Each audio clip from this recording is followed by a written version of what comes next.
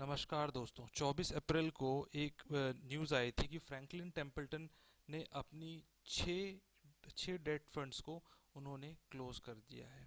ठीक है, ये एक बहुत बड़ा न्यूज़ था क्योंकि भारत में ऐसा पिछले कई सालों में ऐसा कभी देखने नहीं आया कि म्यूचुअल फंड्स ने अचानक ये किया। इसका इम्पैक्ट क्यों होता है, क्या क्यों हम निवेश करते हैं, निवेश के क्या क्या क्राइटेरिया होते हैं, यही है आज का हमारा टॉपिक। ठीक है, आइए जानते हैं, शुरू करते हैं। देखिए, इन्वेस्टमेंट समझने के लिए एक आम बोलचाल की भाषा में अगर पूछें कि भाई आपने पैसे कहाँ निवेश किए, कई लोग ये कहते हैं कि हाँ हमने पैसे बैंक में निवेश कर दिए। देखिए, बैंक में निवेश नहीं किया था, बैंक में जो पैसे आप रखते हैं वो सेविंग्स के रूप में जमा होता है वहाँ पर। ठीक है। देखिए, इन्वेस्टमेंट का एक प्राइमरी उसकी चीज़ होती है, उसका कैरेक्टरिस्टिक्स होता है कि इन्वेस्टमेंट में हमेशा ही एक रिस्क फैक्टर इन्वॉल्व रहता है। ठीक है। बैंक में आपका पैसा सेफ है, उस वो इन्वेस्टमेंट नहीं है। ठीक। इकोनॉमिक्स में इन्वेस्टमेंट का मतलब और बदल जाता है। इन्वेस्टमेंट का मतलब कि नया जो कैपिटल, ठीक है, नया जो कैपिटल क्रिएट करते हैं वो इन्वेस्टमेंट कहलाता है। जैसे कि अगर आपने एक नया मकान बनाया तो वो उस देश का, उस साल का इन्वेस्टमेंट है।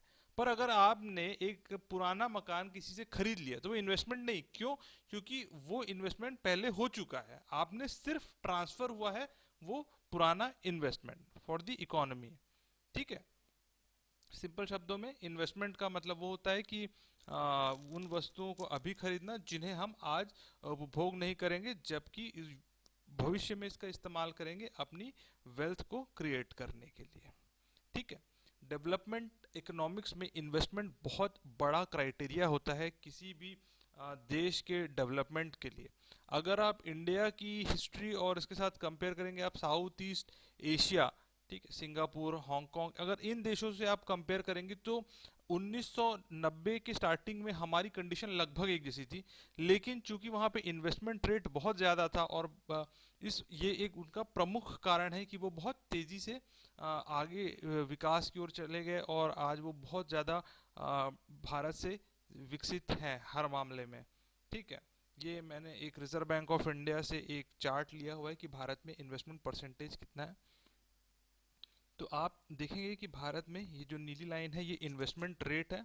ठीक है, ये जीडीपी के उसमें अनुपात में उसका कैलकुलेशन किया जाता है। तो हम देखेंगे कि इंडिया में जो पिछले कई सालों से है ना, लगभग 15 सालों के आसपास से, 15 साल से इन्वेस्टमेंट रेट जो है वो 25% के ऊपर रहा है। ठीक है। और हाल फिलहाल के सालों में तो ये 30% के ऊपर भी रहा है और यहाँ पर आप देखेंगे तो 36-37% रहा है। देखिए, इन्वेस्टमेंट बहुत बड़ा क्राइटेरिया होता है डेवलपमेंट के लिए और आप देख ही रहे हैं कि भारत एक बढ़ती हुई अर्थव्यवस्था है। ठीक है। और ये जो है हमारे आगे बढ़ने में हमारे भविष्य जो है वो बहुत हद तक इन्वेस्टमेंट पे निर्भर करता है। ठीक है, अब हम आते हैं हमारे आज के पहले टॉपिक पे, मार्जिनल सोशल प्रोडक्टिविटी क्राइटेरिया। ठीक है। इस क्राइटेरिया में ये क्राइटेरिया ये कहता है कि जितने भी आपके पास रिसोर्सेस हैं, जितने भी आपको इन्वेस्टमेंट करने हैं, वो उस अनुपात में निवेश होना चाहिए जब सोशल मार्जिनल प्रोडक्टिविटी सभी रिसोर्सेस की बराबर हो। ठीक है।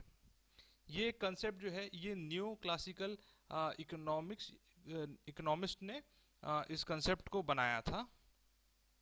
ठीक है। इसको ए ई खान और हॉलिस बी शेनरी ने इसको प्रोपाउंड किया था, इसको स्टार्ट की थी। अब देखिए, आइए समझते हैं कि होता क्या है। ठीक है।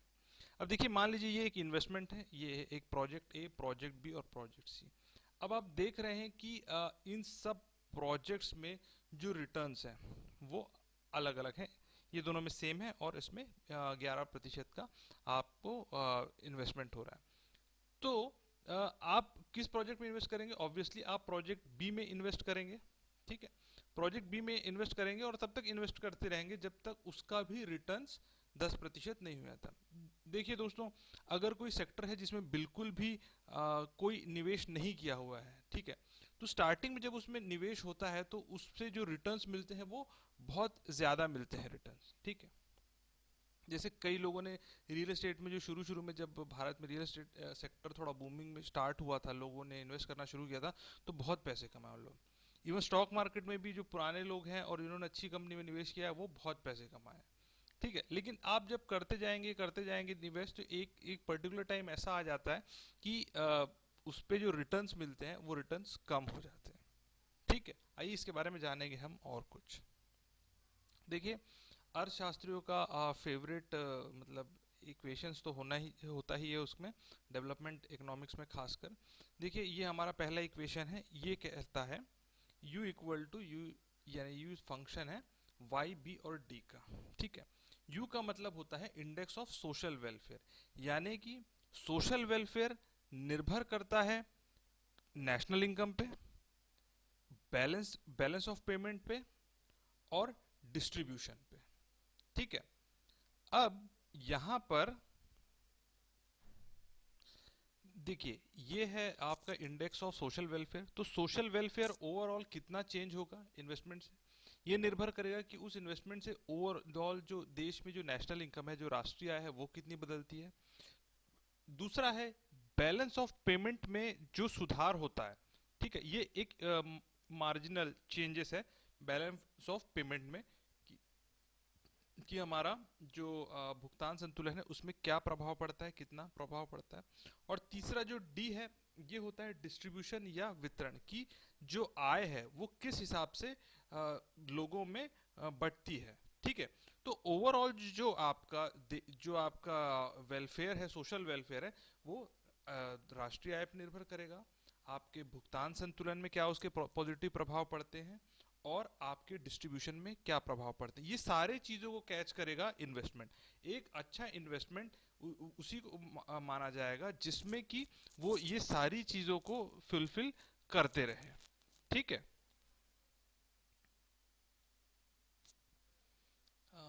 जो शेनरी थे उन्होंने ये माना था कि डिस्ट्रीब्यूशन इफेक्ट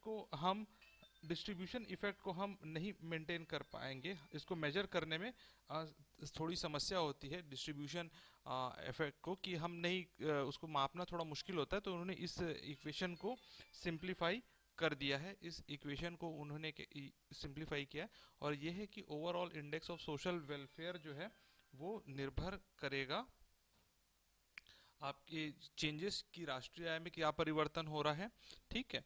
और यहाँ पर ये बैलेंस ऑफ पेमेंट में क्या प्रभाव पड़ रहा है, ठीक है। और आर ये प्रीमियम है कि फॉरेन एक्सचेंज अर्निंग से आपके देश को कितना फायदा हो रहा है, ठीक है। जैसे हमारा देश है, हमको फॉरेन एक्सचेंज से बहुत ज्यादा फायदा होता है, क्योंकि हमें बहुत ज्यादा जरूरत है उस चीज की। पर कुछ देश हैं जो ज्यादा इंपोर्ट नहीं करते हैं, उन्हें उनका आर कम होगा और हमारे ऐसे देशों का आर ज्यादा होगा, ठीक है।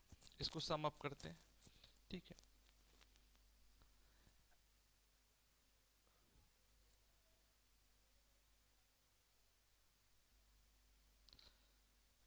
जितने भी इन्वेस्टमेंट होते हैं उन इन्वेस्टमेंट को इस हिसाब से बांटा जाना चाहिए कि जो आउटपुट से कैपिटल का रेशियो है वो मैक्सिमम हो, सबसे ज्यादा मात्रा में हो। जो इसका हम अभी आगे बात करेंगे कि आउटपुट और कैपिटल का रेशियो क्या होता है, ठीक है। दूसरा पॉइंट ये है कि भारत जैसे देशों में उन इन्वेस्टमेंट प्रोजेक्ट्स को प्राथमिकता दी जानी चाहिए जहां पर लेबर से इन्वेस्टमेंट का रेशियो सबसे ज्यादा होगा। यानी कि मान लीजिए हम 100 रुपए एक इंडस्ट्री में लगाते हैं और 100 रुपए एग्रीकल्चर में लगाते हैं, तो एग्रीकल्चर अगर ज्यादा लोगों को रोजगार दे सकता है तो हमें वैसे ही इन्वेस्टमेंट क्राइटेरिया अपनाने चाहिए, ठीक है। जब हमारा देश आज़ाद हुआ था तो जैसे भिलाई स्टील प्लांट बना था, वो उसका एक बहुत बड़ा एम ये भी था कि वहां पर लोगों को रोजगार देना। और अभी आप देखेंगे कि वहाँ अक्सर ऐसी बातें सुनाई में आती रहती हैं कि वहाँ पर जो रेगुलर एम्प्लॉयज़ हैं बहुत कम है, और मेन जो है वो कॉन्ट्रैक्ट बेसिस पे चल रहा है, ठीक है। तो इसलिए ये एक भारत जैसे देश के लिए मेरे हिसाब से बहुत इंपॉर्टेंट क्राइटेरिया है, ठीक है। दूसरा चीज, जो फाइनल चीज है वो ये है कि इन्वेस्टमेंट क्राइटेरिया आपको इस हिसाब से बनाना चाहिए कि जो बैलेंस ऑफ पेमेंट है हमारा वो अच्छा हो, और हमारा जो एक्सपोर्ट है, ठीक है, जो निर्यात है उसका अनुपात बढ़े। हम जो भी इन्वेस्टमेंट करें, अगर उस इन्वेस्टमेंट से अगर हमारे देश का निर्यात बढ़ता है तो हमें वैसे निवेश करने चाहिए। ठीक है, ओवरऑल हमारा बैलेंस ऑफ पेमेंट जो है वो सरप्लस में आना चाहिए। इसके बाद अगला क्राइटेरिया है कैपिटल टर्नओवर क्राइटेरिया। ठीक है, पहला जो क्राइटेरिया था वो अभी हमने कवर किया। ठीक है, मार्जिनल सोशल प्रोडक्टिविटी क्राइटेरिया, और उसके बाद अब कैपिटल टर्नओवर क्राइटेरिया पे आ गया। देखिए इस देखिए ये नेट के हिसाब से ये सारी पॉइंट्स इंपॉर्टेंट होते हैं कि किसने इन्हें मतलब कौन प्रोपाउंड किया था इस चीज़ को। तो आप जीके के लिए याद रख सकते हैं, पोलॉक और बुचैनन, इन दोनों ने इस क्राइटेरिया को प्रोपाउंड किया था। ठीक है, अब इसको शब्दों में कहते हैं, इन choosing among investment projects and in determining priorities capital output ratio must be compared. ठीक है, यानी कि अब आप जब भी प्रोजेक्ट का एनालिसिस करते हैं कि कौन कौन से प्रोजेक्ट हैं आपके पास, तो उसमें आपको प्रायोरिटी सेट करना पड़ता है कि आप पहले किस प्रोजेक्ट पे करेंगे, और अगर पैसे बचेंगे आपके पास इन्वेस्टमेंट के लिए तब आप दूसरे प्रोजेक्ट में जाएंगे। सिंपल सा उदाहरण आपको दिया है मैंने कि मान लीजिए देखिए दो सेक्टर है, एक ये है एक इंडस्ट्री और ये है एग्रीकल्चर। अगर आप दोनों में एक एक हजार रुपए इन्वेस्ट करते हैं, ठीक है, ये 1000 करोड़ भी होता है जब आप देश के लेवल पे बात करेंगे तो। अब इससे एग्रीकल्चर से जो आउटपुट मिलता है वो मिल रहा है आपको 100 रुपए, इंडस्ट्री से आउटपुट मिल रहा है आपको 200 रुपए। तो कैपिटल टर्नओवर रेशियो, ठीक है, कैपिटल टर्नओवर क्राइटेरिया कैसे आप निकालोगे, आप ऊपर रखोगे पूंजी या कैपिटल को 1000, उसको आप भाग करोगे आउटपुट से। ठीक है, तो पहले कंडीशन में हमारा कैपिटल आउटपुट रेशियो कितना आया 10, और दूसरे कंडीशन में कैपिटल आउटपुट रेशियो आया 5। ठीक है, अब जब ये स्थिति होती है तो इसका मतलब क्या होता है कि हमें इकोनॉमिक्स से कहता है कि हमें उन इन्वेस्टमेंट्स पे निवेश करना चाहिए जिसमें कैपिटल आउटपुट रेशियो जो है वो कम हो। ठीक है, इन दोनों प्रोजेक्ट्स में हमें जो है जो इंडस्ट्री वाला है इसमें कैपिटल आउटपुट रेशियो कम है, तो इकोनॉमिक्स के हिसाब से इन चीज़ों में ज़्यादा इन्वेस्टमेंट करना चाहिए। लेकिन खैर जैसा हम सब ये जानते हैं कि हम इंडस्ट्री से बनी हुई चीज़ें तो खाएंगे नहीं, हमें तो एग्रीकल्चर की भी ज़रूरत है। तो ये इस कैपिटल टर्नओवर क्राइटेरिया का सबसे बड़ा जो क्रिटिसिज्म है वो यही है कि ये उन चीज़ों की उपयोगिता नहीं देखता, सिर्फ मॉनेटरी टर्म्स में उस चीज़ को एनालाइज करता है। ठीक है, अब आते हैं हम लोग फाइनल जहाँ से मैंने शुरुआत करी थी कि मॉर्गन स्टैनली ने क्यों अपने डेट फंड बंद किए। ठीक है, अब आप कैपिटल टर्नओवर क्राइटेरिया आप समझ चुके हैं। ठीक है, अब देखिए इन्होंने जो ये 6 credit risk strategy date funds थे। देखिए डेट फंड्स क्या होता है, आप कंपनी को उधार देते हैं, वो डेट फंड कहलाता है। ठीक है, अगर आप कंपनी के शेयर खरीदते हैं तो आप कंपनी के मालिक हो जाते हैं उस उतने अनुपात में। लेकिन डेट फंड क्या है, आप कंपनी को उधारी देते हैं। फ्रैंकलिन टेम्पल्टन ने भी वही काम किया था जो हमने अभी आखिरी स्लाइड्स में देखा था। उसने उन कंपनीज में पैसे लगाए थे जिन कंपनी का कैपिटल आउटपुट रेशियो अच्छा था, जिन कंपनी से रिटर्न्स उनको अच्छे मिल रहे थे। लेकिन हुआ क्या कि अब जैसे ये आप जानते हैं कि कोरोना वायरस का इम्पैक्ट आया। अब क्या हो रहा है कि अब कई जो बिजनेसेस हैं ये बिजनेस अब वायबल नहीं रह सकते। देखिए जैसे कि तूफान में जो रहते हैं, जो कमजोर पेड़ रहते हैं वो गिर जाते हैं, जो मजबूत पेड़ रहते हैं वही टिके रहते हैं। तो ये भी जब एक इकोनॉमिक फ्लक्चुएशंस आता है तो जो बहुत अच्छी कंपनियां रहती है वही टिक पाती हैं, बाकी जो कमजोर कंपनी जिनमें कुछ जिनके प्रोडक्ट्स में उतना क्वालिटी नहीं होता है, जिनका मैनेजमेंट उतना सही नहीं होता है, वो कंपनीज बंद हो जाती हैं। ठीक है, अब क्या हो रहा है, फ्रैंकलिन टेम्पल्टन ने कई ऐसी कंपनीज में निवेश किया हुआ था जिनकी जो रेटिंग है वो उतनी अच्छी नहीं थी लेकिन रिटर्न ज्यादा था। देखिए मैं हमेशा कहता हूं कि रिस्क जहां पर होगा वहां पर रिटर्न भी होगा ज्यादा, रिस्क जहां कम होगा रिटर्न्स भी कम होंगे।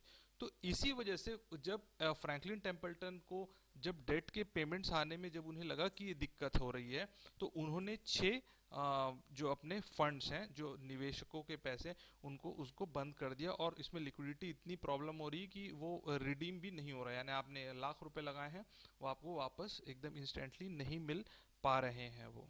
ठीक है, उम्मीद है दोस्तों आप लोगों को कुछ सीखने मिला होगा। Thank you.